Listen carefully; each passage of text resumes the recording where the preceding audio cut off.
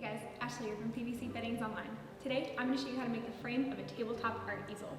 So I'm using 3/4 inch pipe and fitting. So to start, you're going to need 5 10-inch sections, 2 4-inch sections, 2 1 1/2 inch sections, 6 T's, and 2 90-degree elbows. So to start, you're going to take your 2 4-inch sections and 2 of your 10-inch lengths, and using 4 of your T's, make it into a rectangle.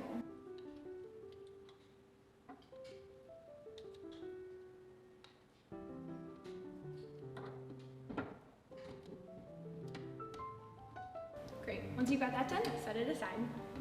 And then taking your remaining 3 10-inch sections and your last 2 T's, make a U shape.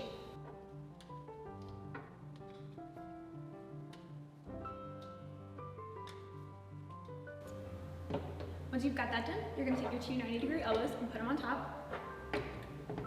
And then take your 1 1/2 inch pieces and insert them there. Great, now you're going to combine the 2 frames.